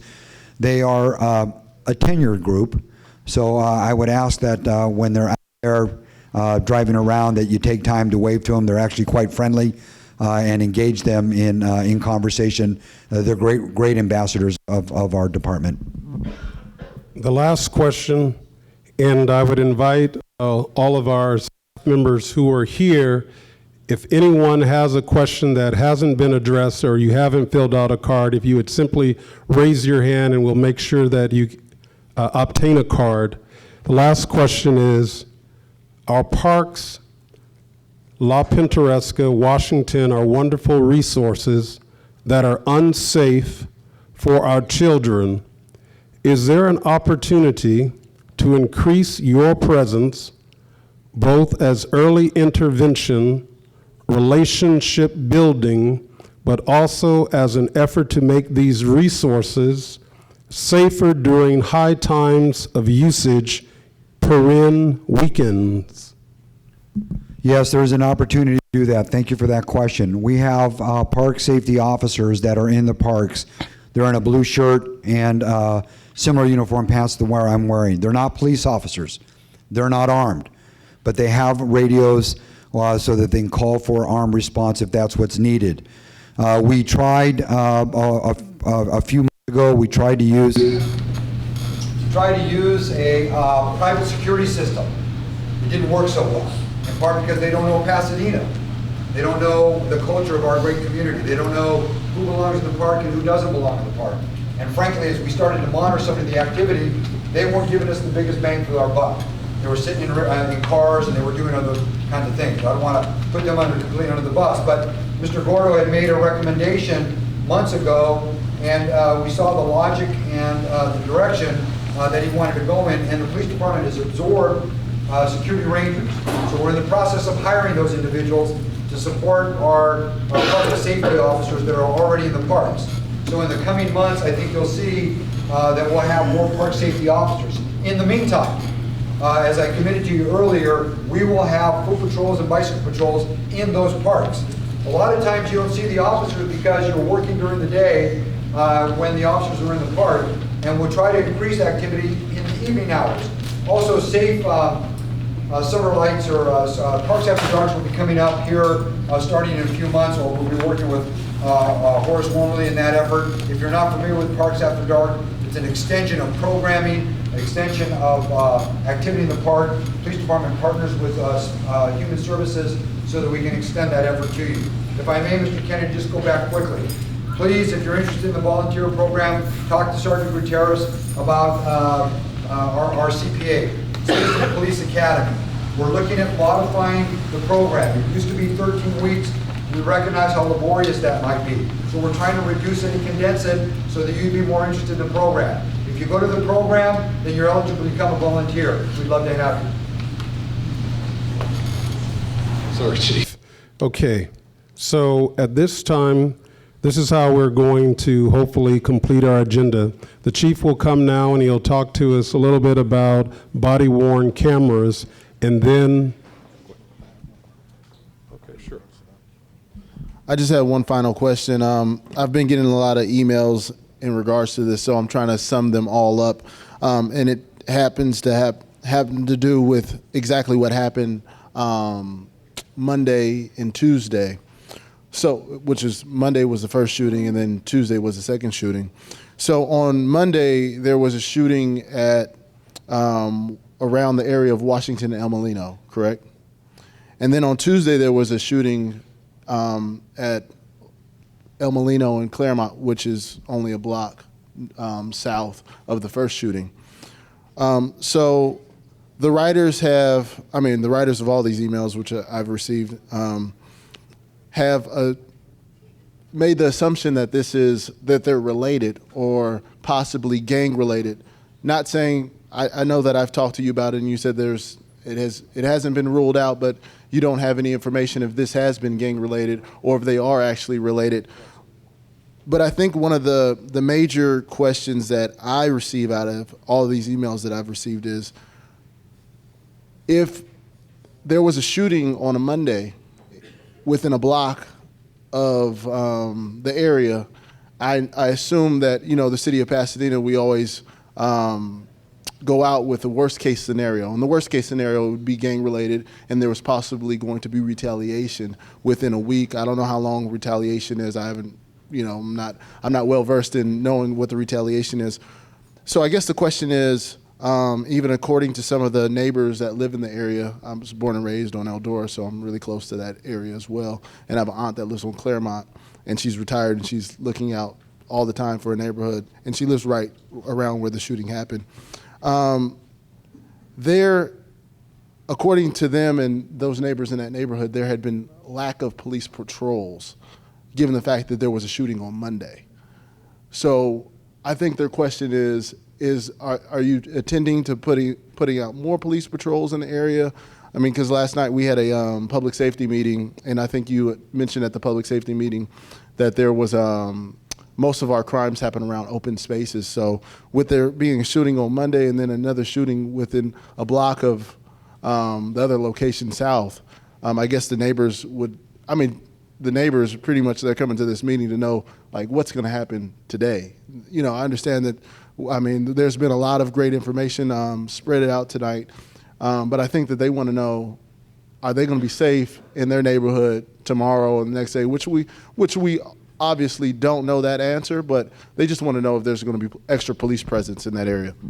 Thank you, Mr. Hampton. Yes, is the short answer, as I committed early to you during this community meeting. We will have foot patrols. We will have extra patrols, some overt, some covert, but we will have those officers in your neighborhoods.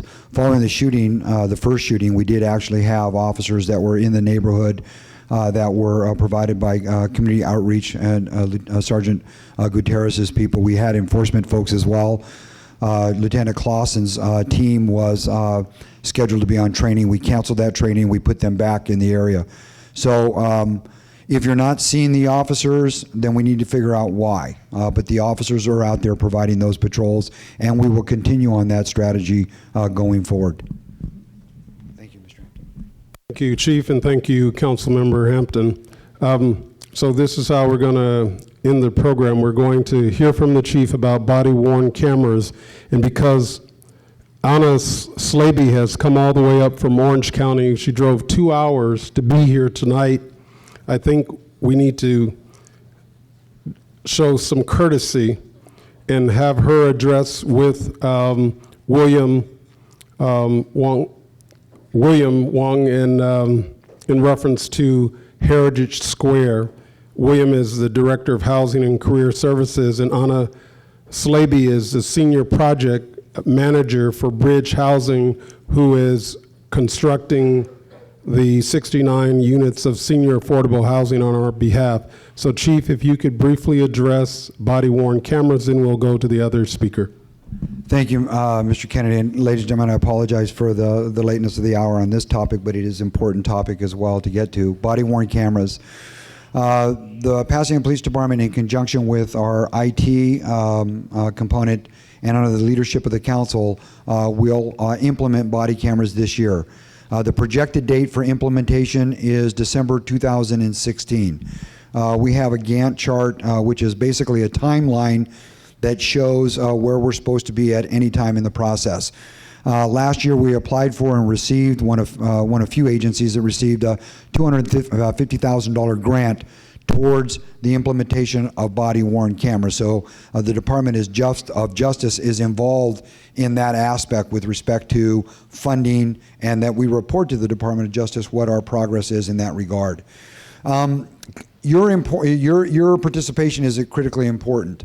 If you have thoughts, opinions, if you know about body cameras, I really don't differentiate about what your perspective is. I would ask that you provide community input. Community input has been available over the last couple of months, and it will be ongoing until the device is purchased and the policy is established, which is not set till the latter part of March, the 1st of April, in that area. Not for the purchase of the system, but for the policy to be in place and those kinds of things. Your input is important for the policy, because I want to know what your opinion is about with respect to privacy, with respect to whether the camera should be on, with respect to whether or not the officer should see the images following an officer-involved shooting.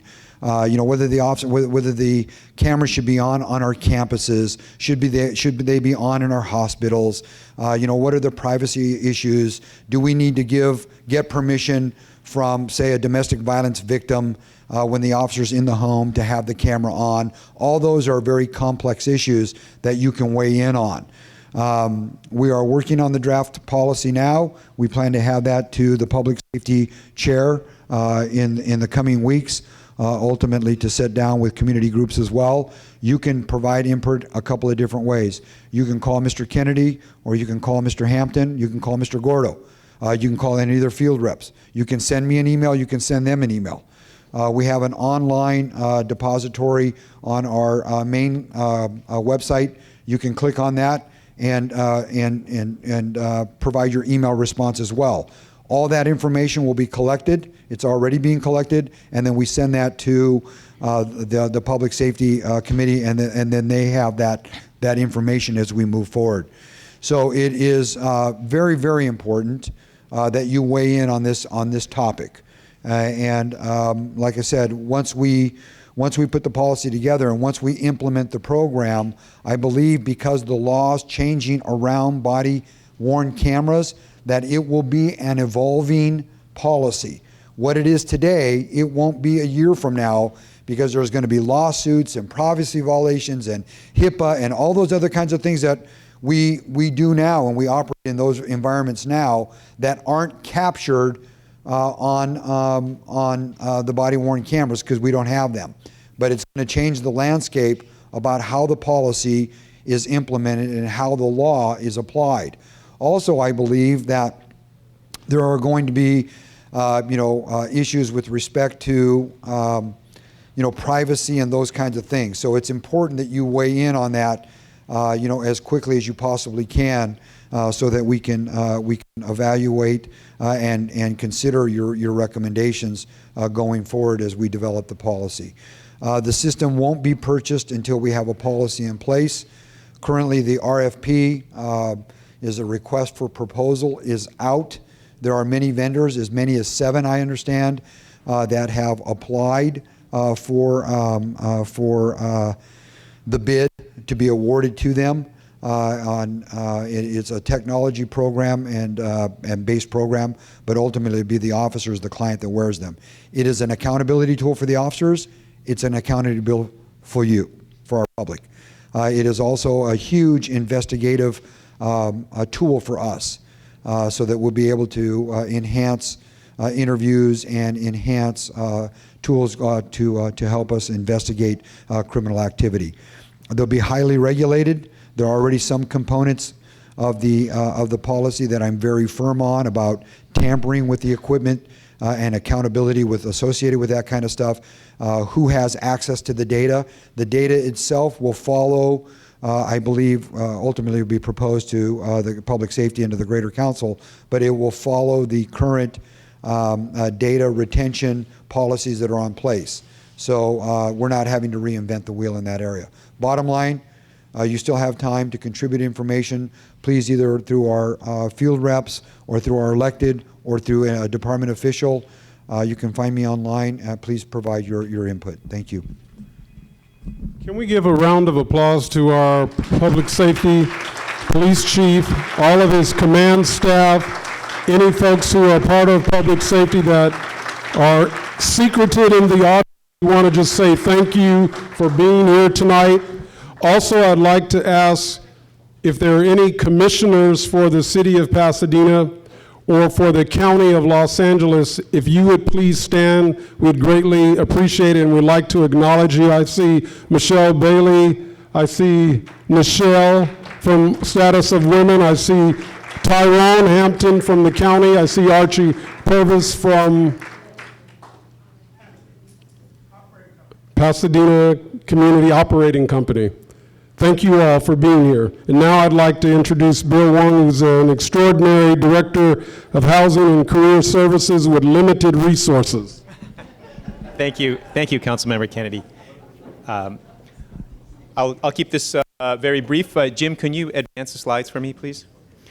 Okay, so we have a really exciting development that is happening here in Pasadena. It's the Heritage Square Senior Apartments. I'm here to give you a brief update. So the site is at the corner of Fair Oaks and Orange Grove. The senior housing project is being developed right here. And let's go on to the next one. And the developer is Bridge Housing, Anna Slaby. We have Anna Slaby from Bridge Housing. She's a project manager. The contractor is Dreyfus Construction. We have Kevin Sharp, who is the project superintendent and also a Pasadena resident. And then the construction manager is Mass Build, and we have Linnell Bryant, who's here. Charles Bryant is not feeling well today. So this is the development. This is what it's supposed to look like. Next. This is what it looks like now, and it is being built very quickly. Here's another rendering, and this is the project under construction. So the project is about 50% complete. One of the main benefits for this particular development are the local benefits. And so for this particular project, there are 3 local benefit requirements. There's a local hire requirement of 20%. And as of January 12th, we're at almost 28% actual local hires. We have a 20% requirement for local purchasing. That means the materials that are purchased, 20% of them have to be purchased from local Pasadena businesses. As of October, we have new numbers being crunched right now, but as of October, we're at over 63%. And then there's also a 20% requirement for local subcontracting. That means the subcontractors who work on the site, 20% of them have to be local, or the money that is paid to subcontractors, 20% has to go to local businesses. And as of October, we are at basically 62%.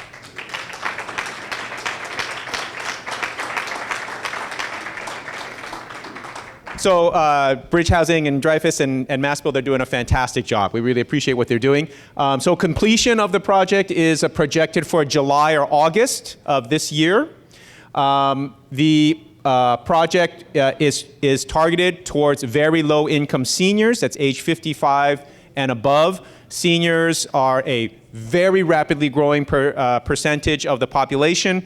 I saw a statistic today. There are now in the United States more people who are 65 and older than there are children 5 and below, and this is the first time that has happened. There are about 10,000 individuals every day in the United States who are turning 65. So we are a very rapidly aging nation and a rapidly aging city here in Pasadena. So the maximum income for one person will be approximately $28,500. That's the maximum one person household could make. If you're below that, that's fine. If you're above that, you're not going to be eligible. And if it's a two-person household, like a couple, the maximum income will be about $32,600. Okay. Rent will be about 1/3 of the household's gross income.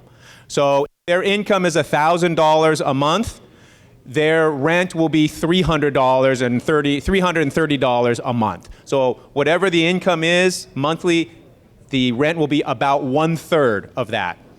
The highest priority for the residents will be for those who live or work in Pasadena. Okay, next.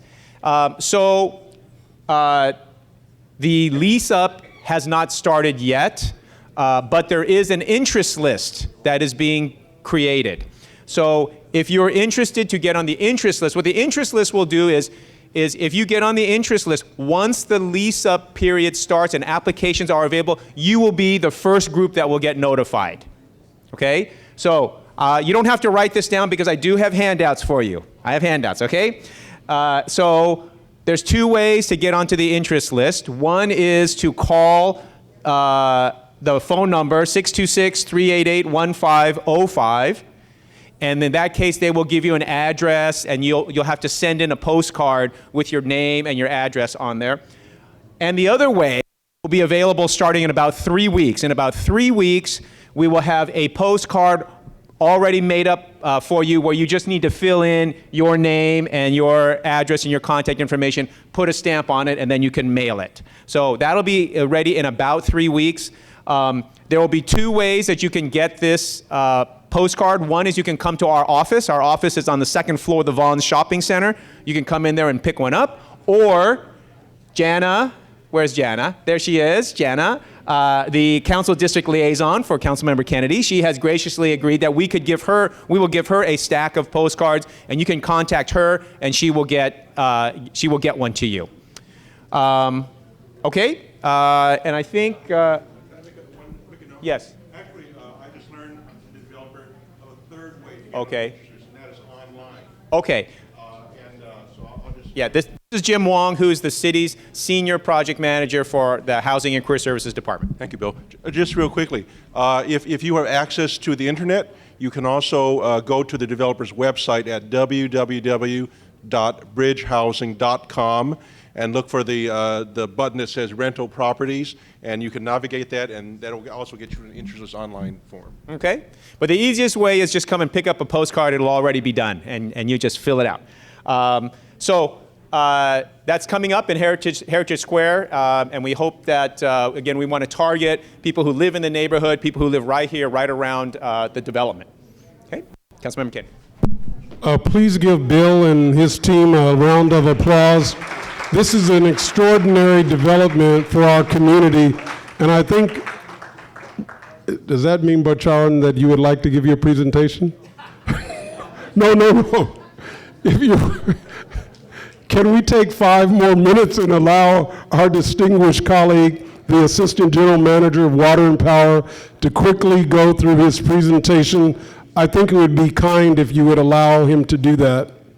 As he's keying up his slides, I would also like to recognize Falante Riddle, who was the top adjutant to the police chief during her tenure, or during the chief's initial tenure here in the city of Pasadena. So we just want to say hello to Falante Riddle. Good to have you in the house. Also, let's see, I'm just doing housekeeping until you're ready. Housekeeping. Also, I'd like to recognize Lola Osborne. Is it Workman or Osborne? Lola Osborne, who is an assistant to the city manager and is responsible for Northwest programs for the city of Pasadena. And she's also in charge of our ambassador program. Did I get that correct? Thank you. Please give her a round of applause. Are we ready, Bertrand? Please recognize Gurcharan Bawa, our Assistant General Manager of Water and Power. His presentation is going to last a total of 5 minutes. Thank you very much. Well, I know it's been a long evening, and this is not the most exciting subject, but you have the light and you have a power, and our job is to make sure you have it without flickering. So I'll go quickly. What our objective is to provide you electricity at the least possible cost and a very reliable power, which means every time you flip the switch, the light should turn on.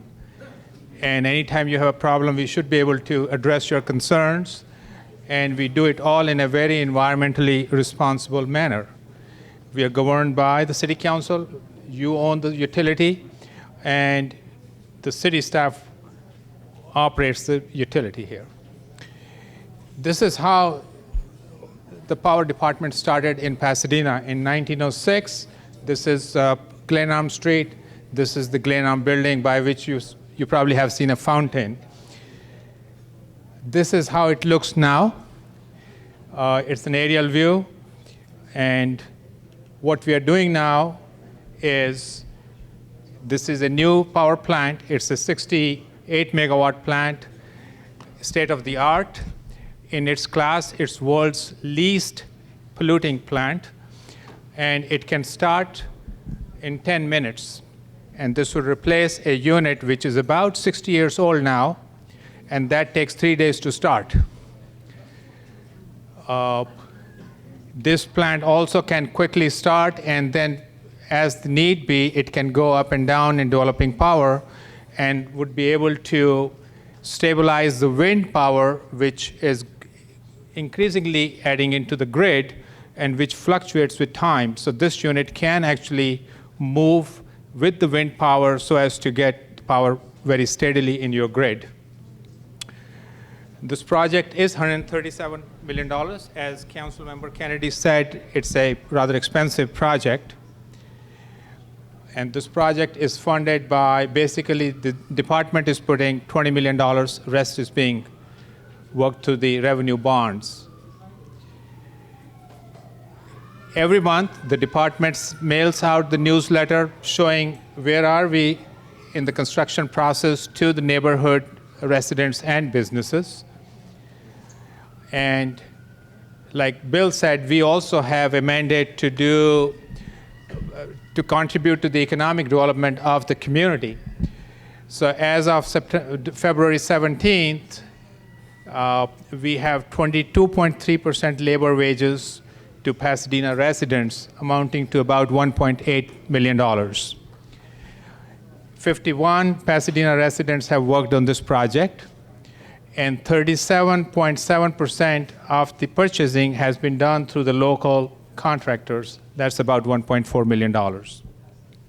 One problem we have run into is it's a highly technical type of a trade, and there aren't enough people in Pasadena who live in Pasadena performing this type of job. This is how the land looked when we started in 2014. And this is some of the work that we have done. And that completes my presentation. Was that 5 minutes or less? Sorry, I probably ran too fast on this. Thank you, Mr. Bawa. Thank you. Okay, it's just a couple of housekeeping items and announcements.